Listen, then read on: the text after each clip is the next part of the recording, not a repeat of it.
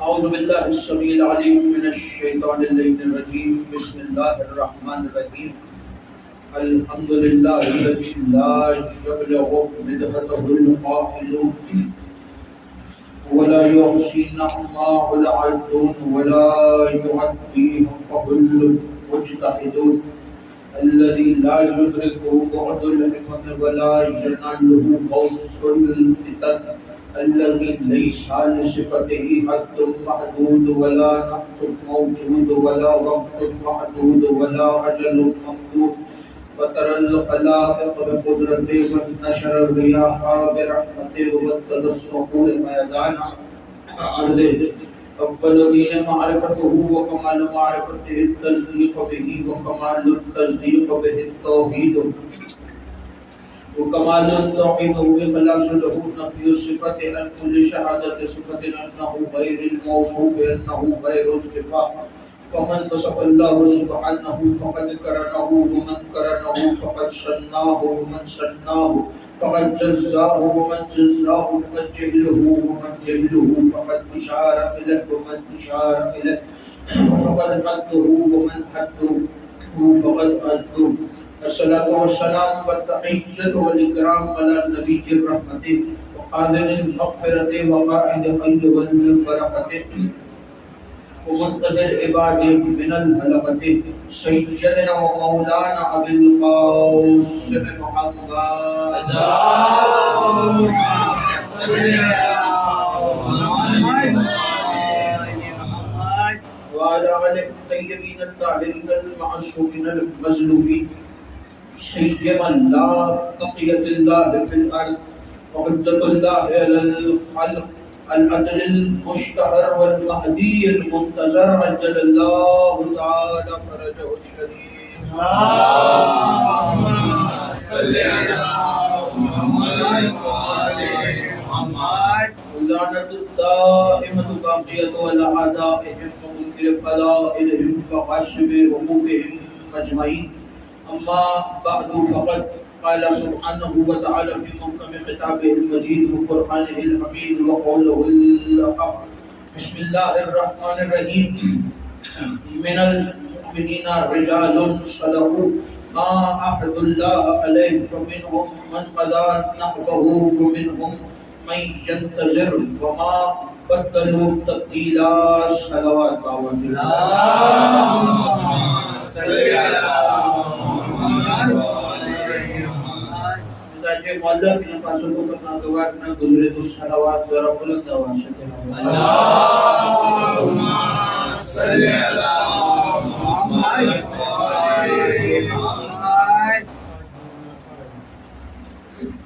سب سے پہلے دعا ہے پروردگار عالم سے عالم آپ حضرات کو اس فرش پہ آنے کا بہترین اجر عطا فرمائے آمین بانیان کا یہ تمام خرچ اخراجات کوشش کاوش کو اپنی بارگاہ میں قبول فرمائے بانیان کے رزق دنیا اور رزق آخرت میں اضافہ فرمائے اور تمام پریشانیوں کو بانیان کی مولا دور فرمائے مجھے جس نے دعا کے لیے کہا مالک سب تمام جائز اور نیک حاجات کو قبول فرمائے طاقتوں کی دعا میرے اللہ قبر کی پہلی رات کو زیارت امین نصیب فرما قیامت کا دن ہو شفاعت شبیر نصیب فرما محشر کے روز خاتمہ قرآن خاتمہ دامن اہل بیت نصیب فرما ہمارے آخری وارث حضرت حجت کے ظہور میں تعمیر فرما ہمیں ایمان کے انوار و انصار میں شامل فرما اور ہر عزادار کو مرنے سے پہلے لازمی ایک مرتبہ تمام زیارات مقدسہ کی زیارت نصیب فرما تمام دعاؤں کو قبولیت تک پہنچائے شہادت درود کریں مل کے بلند آواز سے صلوات کریں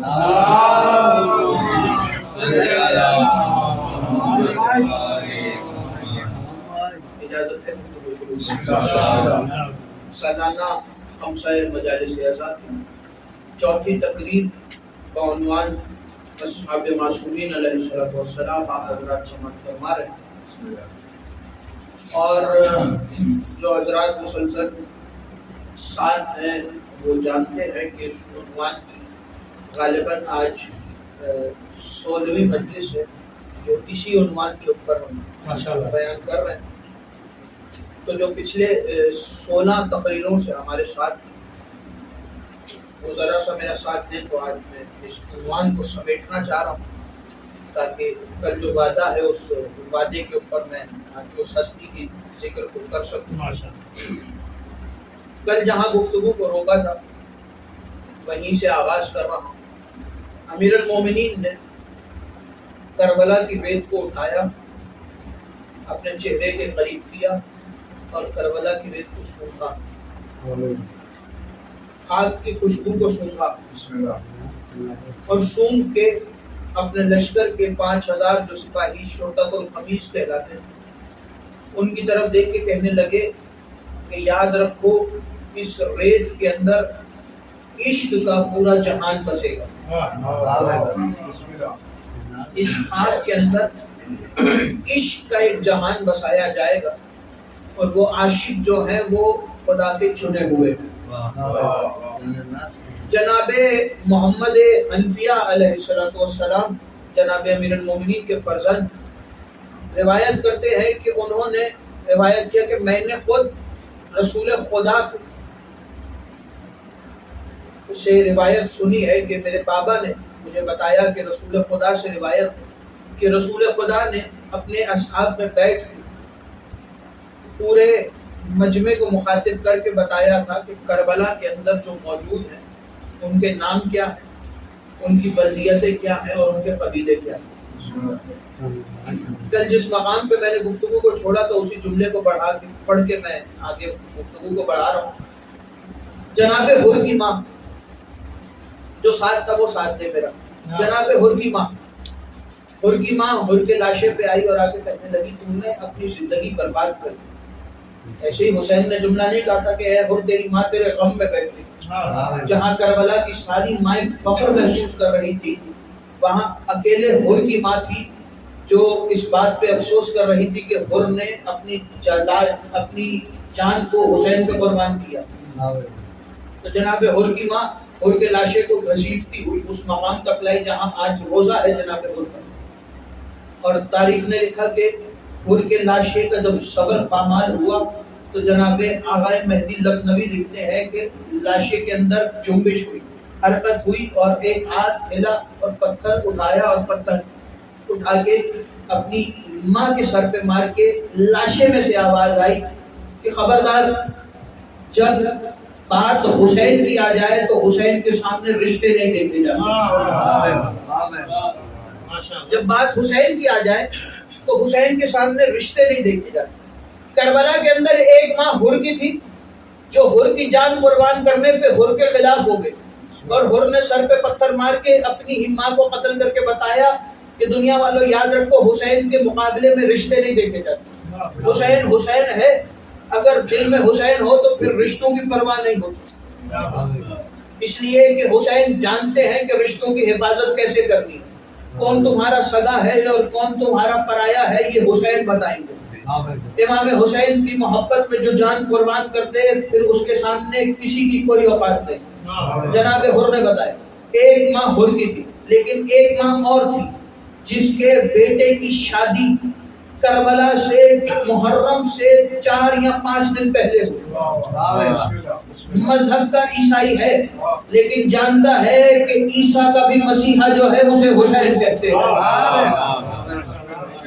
مذہب کا عیسائی ہے، جانتا ہے کہ جو عیسائیوں کا مسیحا ہے اس کے مسیحا کو حسین ابن علی کہتے ہیں. یعنی کہ عیسیٰ جس کے در سے شفا لے اسے حسین ابن علی کہتے ہیں. عیسیٰ جس کے در پہ سجدہ کرے اسے حسین ابن علی کہتے ہیں.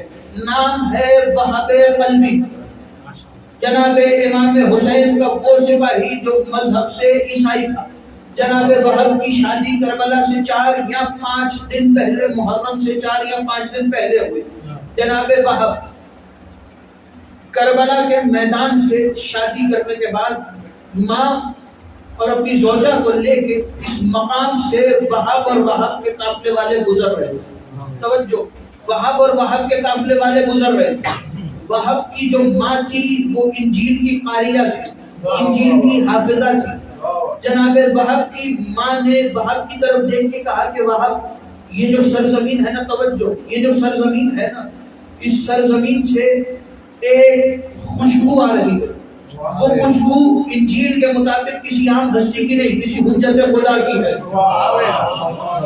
میں نے انجیل میں پڑھا تھا کہ ایسی خوشبو صرف حجت خدا کی ہوتی ہے۔ انجیل کی حافظہ تھی، اس نے کہا وہاں جاؤ اور جا کے پتہ کرو یہ خوشبو کہاں سے آ رہی ہے اور کس کی ہے۔ وہاں چلتا چلتا چلتا تلاش کرتا کرتا صراط مستقیم پہ چلتا ہوا وہاں در حسین پہ پہنچا۔ وہاں جیسے ہی در حسین پہ پہنچا، حسین ابن علی کے چہرے پہ نظر پڑی۔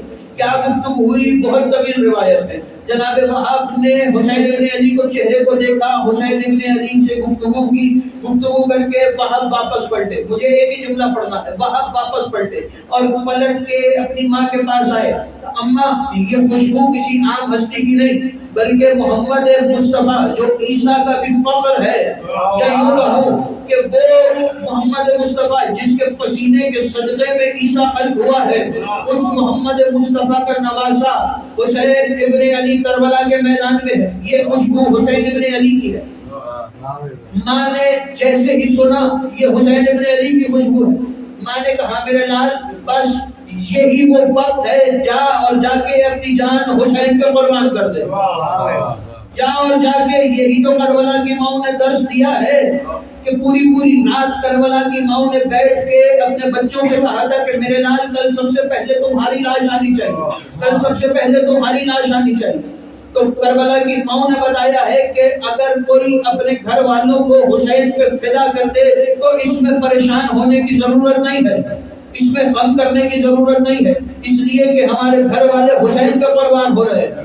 کربلا کی ماؤں نے درس دیا تو جناب وہاب کی ماں نے کہا جاؤ وہاب جا کے رسول کے نواسے پہ جان قربان کرو۔ لو آ گیا 10 محرم کا دن، کربلا کے 72 شہداء میں امام حسین کو چھوڑ کے کربلا کے 72 شہداء میں جتنے شہداء ہیں سب کے سر 11 یا شام غریبہ یا 11 محرم کو کاٹے گئے۔ واحد وہاب کلبی ہے کہ جب شہادت ہوئی، شہادت کے فوراً بعد وہاب کا سر کاٹا گیا۔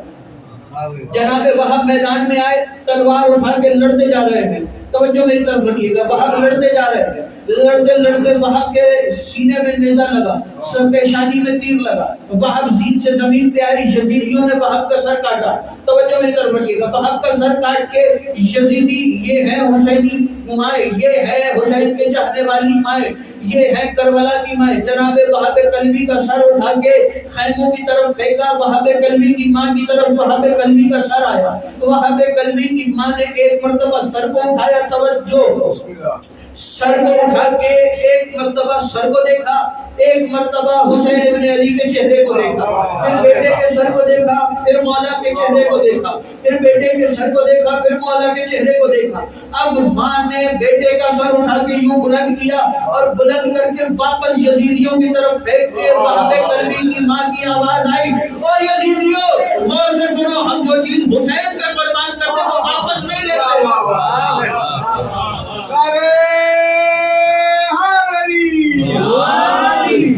ہم جو چیز حسین پہ قربان کرتے وہ واپس نہیں لیتے۔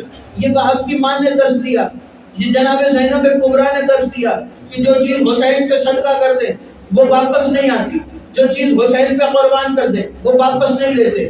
ان دونوں بیویوں نے درس دیا ہے۔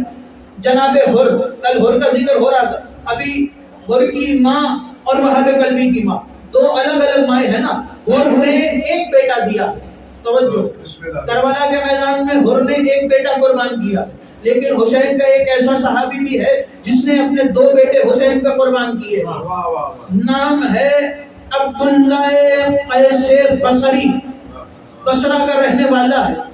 عبداللہ قیس بصری کو بصرہ میں خبر ہوئی کہ حسین ابن علی نے مدینہ چھوڑ کے مکہ کا سفر اختیار کیا ہے اور حسین مکہ جا رہے ہیں۔ عبداللہ قیس بصری مکہ بصرہ سے نکلا اور بصرہ سے نکل کر اس نے روک لیا ہے حسین ابن علی کا۔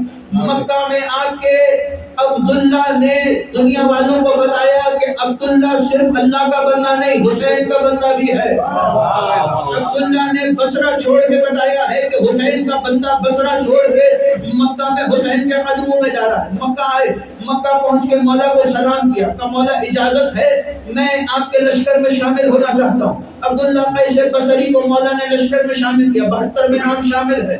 عبداللہ قیس بصری کو شامل کیا جناب امام حسین نے. دن گزرتے رہے. 10 بیٹے تھے عبداللہ قیس بصری کے.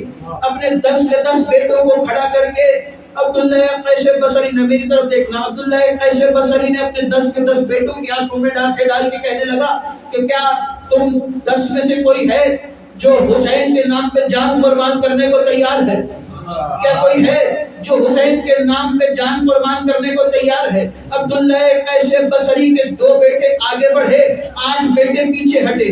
عبداللہ قیس بصری نے 2 کو اپنے پہلو میں کھڑا کر کے ایک آواز دے کے کہا, دنیا والوں یاد رکھو, آج سے عبداللہ قیس بصری کے 10 نہیں صرف 2 بیٹے ہیں. 10 نہیں صرف 2 بیٹے. کربلا کے میدان میں دونوں کی جان حسین پہ قربان کی. پہلے بیٹوں کو قربان کیا, پھر خود قربان کیا. رسول خدا کا زمانہ ہے. رسول خدا کے زمانے میں مکہ شہر ہے, اور رسول خدا کے زمانے میں ایک شخص مصر سے چلتا ہوا رسول خدا کی بارگاہ میں پہنچا. یمن سے چلتا ہوا رسول خدا کی بارگاہ میں آ کے رسول کو سلام کیا, یا رسول اللہ میرا آپ پر سلام ہو. توجہ میری طرف رکھیے گا, میں جلدی گفتگو کو آگے بڑھانا چاہتا ہوں. توجہ, رسول خدا آپ پر میرا سلام ہو. وعلیکم السلام. اپنا تعارف کرواؤ. رسول وہ ہے جو ہونے کو ہونے سے پہلے جانتا ہے, لیکن اپنے اصحاب کو بھی تو بتانا تھا, اس لیے رسول نے بولا اپنا تعارف کرواؤ. کہنے لگا, یا رسول اللہ میرا نام کین بجلی ہے, میں کین بجلی ہوں, بجلی قبیلے کا رہنے والا ہوں اور یمن سے آیا ہوں. رسول خدا نے کہا, کین آؤ, مکہ میں تمہارا خوش آمدید کرتا ہوں میں, مکہ میں آؤ, تم آج سے میرے ساتھیوں میں شامل ہو. جناب کین کو اپنے ساتھیوں میں شامل کیا. کہا, کین تم یمن چھوڑ کے آئے ہو, اپنی بیوی کو ساتھ لے کے آئے ہو, اور سارا مال و دولت اپنا یمن چھوڑ کے آ گئے ہو صرف میری محبت میں, اور میرے زیارت کے لیے تم آ گئے ہو. جناب کین نے کہا, یا رسول اللہ توجہ, یا رسول اللہ یمن سے آ گیا ہوں آپ کی محبت میں, تو مجھے اس کا کوئی صلہ ملے گا؟ رسول خدا نے کین کے چہرے کی طرف دیکھا, اور کین کے چہرے کی طرف دیکھ کے اصحاب کے مجمع میں بیٹھ کے رسول خدا نے کہا, اے کین جاؤ, میں تمہیں ایک بیٹے کی بشارت دیتا ہوں, تمہارے ہاں خدا تمہیں ایک بیٹا دے گا, اس کا نام زہیر ہوگا. خدا تمہیں بیٹا دے گا, اس کا نام زہیر ہوگا. جناب کین نے کہا, یا رسول اللہ آج سے پہلے ایسا نام نہ یمن میں سنا ہے نہ مکہ مدینہ میں سنا ہے, یہ زہیر کے معنی کیا ہے؟ یا رسول اللہ اس زہیر لفظ کے معنی بتائیں. رسول اللہ نے کہا, سنو کہ خدا تمہیں بیٹا دے گا زہیر, وہ بیٹا تمہارا میرے حسین, میرے نواسے حسین پہ جان قربان کرے گا. زہیر لفظ کے مطلب ہے, زہیر اسے کہتے ہیں جس کا چہرہ سب سے زیادہ چمکدار ہو, جس کا چہرہ سب سے زیادہ چمکدار ہو اسے زہیر کہتے ہیں. جناب کین نے وقت گزارا, دن گزرے, جناب کین کے گھر بیٹا پیدا ہوا. جناب کین نے نام رکھا زہیر ابن قین. کربلا کے میدان میں کین کا بیٹا پہنچا. یہ واحد مولا کا صحابی ہے جس نے کربلا کے میدان میں سب سے زیادہ حسین ابن علی سے سوال کیے ہیں. حسین ابن علی کربلا کے میدان میں شب عاشور اپنے خیمے میں بیٹھے تھے. امام حسین نے اپنے اصحاب کی طرف دیکھ کے کہا, سنو, غور سے سنو اور میری بات کو یاد رکھو, قیامت سے پہلے میری نسل میں سے میرا ایک بیٹا آئے گا جس کا نام مہدی آخر الزمان ہوگا. خدا اس کے نور سے پوری دنیا کو روشن کر دے گا. خدا اس کے نور سے پوری دنیا کو روشن کر دے گا. جملہ آپ کے حوالے کر رہا ہوں. جناب زہیر کین اٹھے اور ان کے کہنے لگے, یبن رسول اللہ کیسے آپ کے بیٹے کے نور سے پوری کائنات روشن ہو جائے گی؟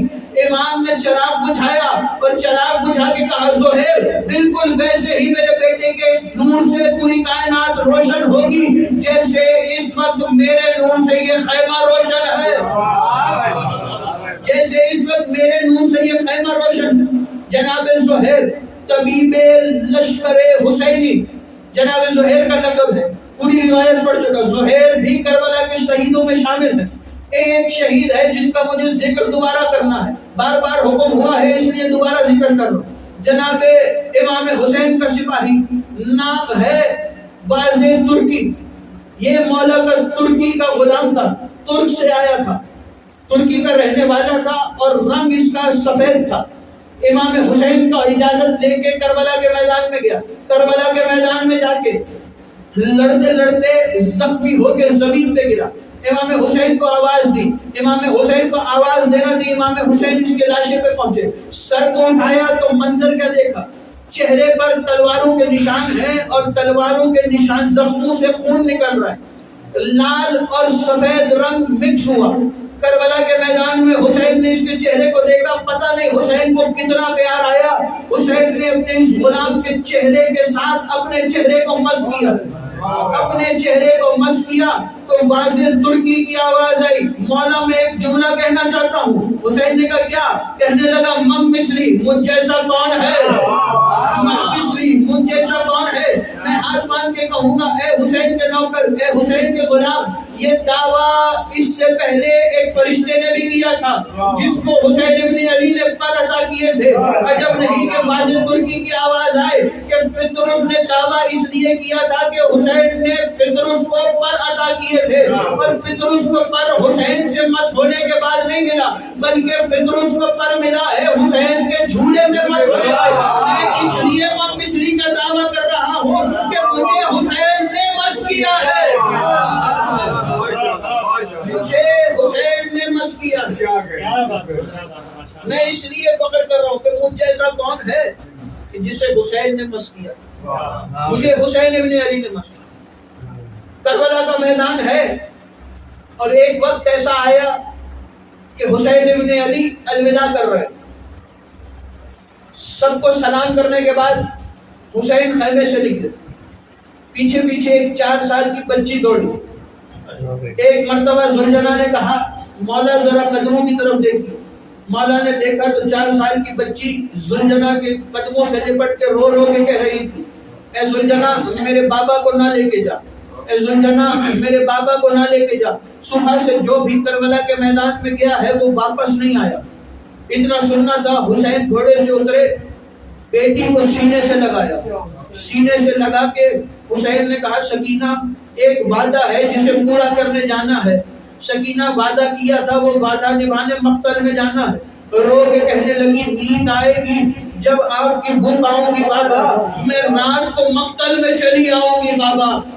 یہ حسین کی 4 سال کی شہزادی ہے، یہ حسین کی وہی لاڈلی ہے کہ جسے حسین ابن علی نے نماز شب میں دعائیں کر کر کے مانگا ہے کہ میرے اللہ مجھے ایک ایسی بیٹی عطا کر جو میرے سینے پہ سونے والی ہو، نہ جس کے بغیر میں رہ سکوں نہ میرے بغیر وہ رہ سکے۔ یہ وہی حسین کی سکینہ ہے کہ جب کوفہ کے بازار سے قافلہ گزر رہا تھا تو شبر ملعون تازیانہ اٹھا کے سید سجاد کے پاس آیا اور آگے کہنے لگا کہ سجاد یہ قافلہ آگے کیوں نہیں بڑھ رہا؟ سجاد تمہارے بابا کے سر والا نیزہ آگے نہیں بڑھتا، اگر وہ نیزہ آگے نہ بڑھا تو میں تمہاری پشت پہ تازیانے برساؤں گا۔ سید سجاد اٹھے، اپنی کمر کو سیدھا کر کے اپنے بابا کے سر والے نیزے کے قریب آئے، آگے کہنے لگے بابا آخر کیا وجہ ہے کہ آپ کا سر والا نیزہ نہیں چلتا؟ رو کے سر حسین سے آواز آئی کہ بیٹا سجاد یہ نیزہ آخر کیسے بڑھے جبکہ حسین کے سینے میں آرام کرنے والی سکینہ قافلے سے کہیں جدا ہو گئی ہے۔ اتنا سننا تھا، اپنی پھوپھی کو ساتھ دیا، مولا امام سید سجاد چلے، آواز دیتے جا رہے ہیں سکینہ کہاں ہو، اے میری بہن سکینہ کہاں ہو؟ جناب زینب آواز دے رہی ہے اے سکینہ اپنی پھوپھی کو آواز دو، سکینہ کہاں ہو؟ رونے میں شرمانا نہیں، رونے میں شرمانا نہیں، کیا پتا کس کے پہلو میں میرا خون رونے والا امام بیٹھا ہو۔ ایک مرتبہ منظر کیا دیکھا، ایک 4 سال کی بچی ایک کالے برقعے والی بیوی کی گود میں آرام سے سو رہی ہے۔ جناب زینب آگے بڑھ گئی اور آگے بڑھ کے کہنے لگی اے ضعیفہ خدا تجھے سلامت رکھے، کربلا کے بعد سے میری یہ بچی اب تک سوئی نہیں تھی، تیری مہربانی آج میری یہ بچی تماچے کھانے کے بعد آج آرام سے تیری گود میں سو گئی ہے۔ اپنا نام بتا دے، میں زینب فاطمہ کی بیٹی وعدہ کرتی ہوں قیامت میں اپنی ماں سے تیری شفاعت کراؤں گی۔ اتنا کہنا تھا، ایک مرتبہ اس بیوی نے چہرے سے چادر ہٹائی، آواز